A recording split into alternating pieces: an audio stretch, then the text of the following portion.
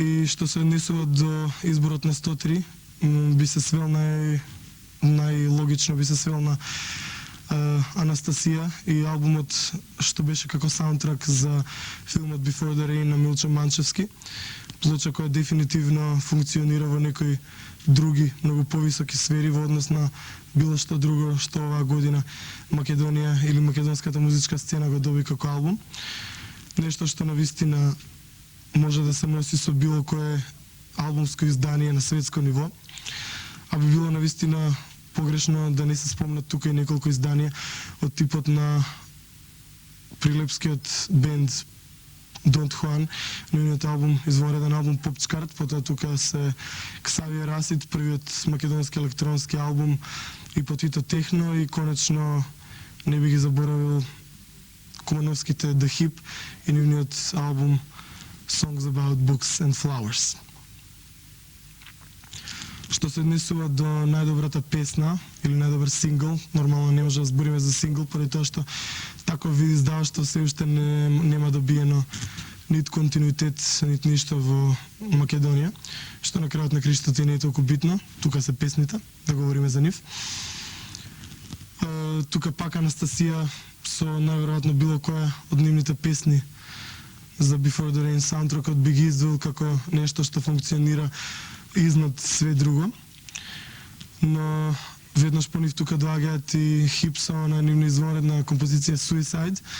Аксид, композицијата на Ксавије Расид би морала да биде издвоена исто така. Една композиција која доста се вртеше на Канал 103, една млада демо-рап група Most Wanted, женски феномени, една мощна интересна тема, што стана и голем хит на нашето радио, барем според реакциите на слушателите. Кога сме веќе кај албумите, година беа реализирани доста во главном касетни изданија и по некој компакт диск и се работи претежно за независни изданија. Независни изданија заради тоа што групите или солистите очигледно дека одеа на варијантата сето тоа да го прават во собствена режија, дали од материјални или од останати побуди, не би сакал да навлегувам во тоа. Меѓутоа, кога сме веќе кај албумите, карактеристично беше воопшто дека македонската поп-рок сцена, барем кога е она популарната музика во прашање или така наречената комерцијална, во главном се сведе на правење на ковер верзии или преработки од една страна, ако воопшто може да се каже дека се преработки, за да не бидеме преости да кажеме дека се работи за кражби или фалсификати на туѓи numери или numери кои ги изведуваат странски изведувачи. Така што во тоа море на такви изданија веројатно се издвојуваат две изданија, а тоа се или поточно три. Албумот на Владко Стефановски Каубојци индијанци, зборувам за албуми кои имаат најмногу авторство во себе. Потоа првиот сол албум исто така на Мики Јовановски, Џафер, Си заљубив и веројатно еден албум кој се појави кон крајот на годината, меѓутоа својот вистински сјај ќе го доживее во почетокот на ова или до средината на оваа година. Се работи на првиот албум на Кукулеле или проектот на Роберт Саздов. Се работи за еден албум кој се среќа за прв пат на нашите простори, барем кога е стилот или жанрот во прашање. Некаков глобален етно-поп, испрекршен со или целиот испретурен со музика која е во моментов актуелна и во светот, така што спојот на електрониката, техниката од една страна и од другата страна на некакво глобално етно е нешто ново на овие простори. Тука од прилика треба да се бара албумот на годината.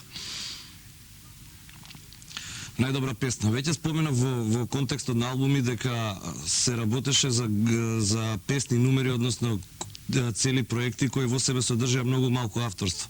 Меѓутоа, неспорно е дека токму тие numери беа највртени во електронските медиуми, на приватните радија, приватните телевизии, на националното радио и на националната телевизија.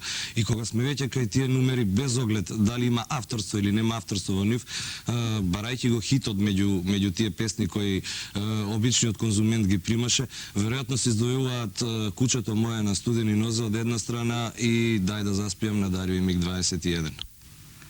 Најдобар албум на годината е без конкуренција албумот на Last Expedition Изгубени ликови. Нивен тој албум. Доека најдобра песна била исто така на Last Expedition, но песна која е направена во соработка со тинејдж раперите Чиста околина, песната е Келјав дабар.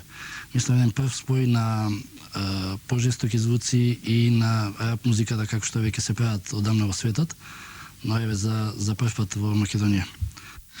Најдобар албум, па сите знаеме најдобар албум е Анастасија и саундтракот од Пред дождот.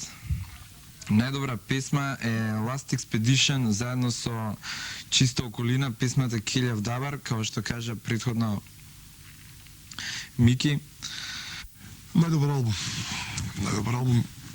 Пред себе го спомнал тука Before the Rain, се разбира, на Анастасија, меѓутоа дали е тој 94 година, иако се појави во Европа некаде во ноември, нели кога беше тоа на крај на ноември, се уште го нема во нашите продавници да се купи и така да би го остал за оваа година, значи го исклучуваме тој албум. Воопшто најдобар албум 94 година изобилуваше од носачи на звукови, претежно на касети, нели? Касетите лично не ги сметам за носачи на звукови, прето би се рекло демо, мислам, секој може да издаде касета, секој честно оние кои се потрудат да издадат компакт диск, пред се не би можел да кажам кој е најдобар албум на година, меѓутоа би набрал неколку албуми, тоа е македонскиот документ, и со сите своји недостатоци, со сите своји плусови и минуси, тој сепак може да се поздрави како обид за тие најави дека ќе има и втори, трет дел, не знам каков, како обид да се собере сето она што било добро, лошо на македонската сцена во 80-тите години, а и порано, а и подоцна, а не се содржала на никаков носач на звук.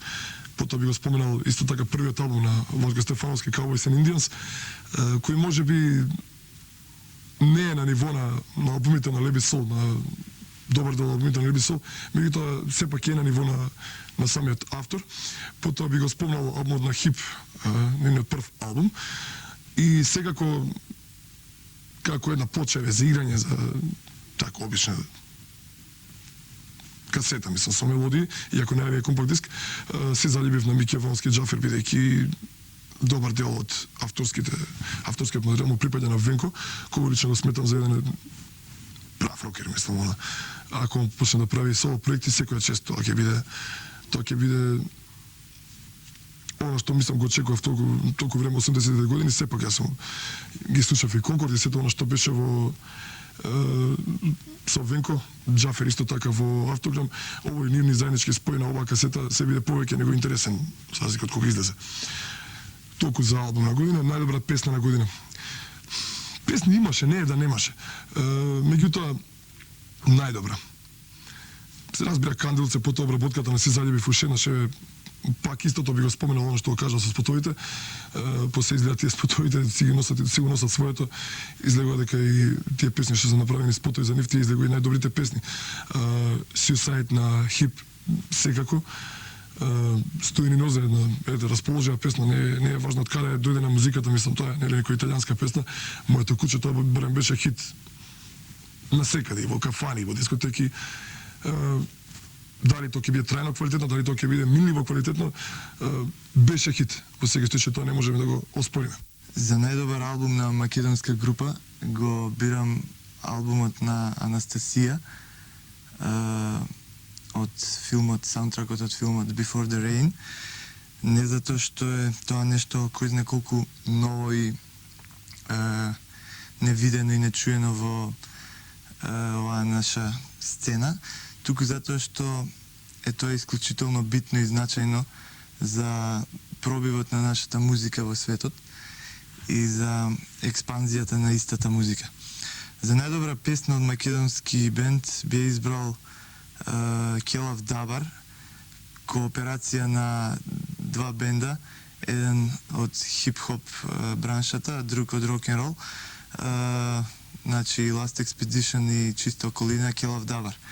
За најдобар албум на одредена македонска група или на групи, јас тука би издвел две работи. По мене најзначајното нешто што би се случило, не се случи со долго очекување, токму објавувањето на албумот на Анестезија со музиката од филмот Пред дождот. нешто што навистина долго требаше да стигне до нас, долго требаше да биде родено нешто такво што практично не води не само кон корените, туку не води кон македонскиот музички јазик, нешто за кое немам или пак не сакам да имаме доволно свест. Покрај ова објава, покрај музиката од филмот Пред дождот, постои уште една работа што годинава се случи, а што мислам и покрај сите грешки што се направени при тоа е значајна работа, тоа е македонскиот рок документ или македонскиот документ број 1, затоа што од проста причина извади и навидели на многу значајни работи, извади две групи кои извонредно многу се значајни за она што представува некаква условна земена македонска рок историја или македонски рок документ. Пред се мислам на Падот на Византија, група која за жал остана само со 4 реализирани снимки и со тоа практично имавме нивната прва снимка и Бадминтонс кој велам повторно беа избришани од таа прашина што полека се слегна на нивното име. Дури и практично со нивната со објавата на македонскиот рок документ добиваме можеби најсилната песна, тоа е песната на Бадминтонс која е поместена на македонскиот рок документ. А кога би бирал нешто од она новото, повторно се вртам кај Анастасија и велам дека за мене лично Девет враќи железни е можеби она најзначајната, иако е малку подолга композиција. Но сепак тоа е тоа. Се однесува најдобар албум на македонска група. Најсилен впечаток ми остави албумот на Куменовчаните The Hip. Нивниот албум Songs About Books and Flowers. Мислам дека малку успеа да избегнат од тие клишеа, би ги нарекол, на оние неафирмирани млади македонски бендови кои што мислам дека вечно се преокупирани со постпанк периодот и звукот на Мизари на Падот на Византија.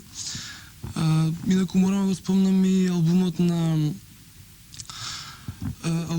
Don't Juan, тоа е бендот Прилеп, нивниот албум Попчкарт, исто така и скопјаните Last Expedition.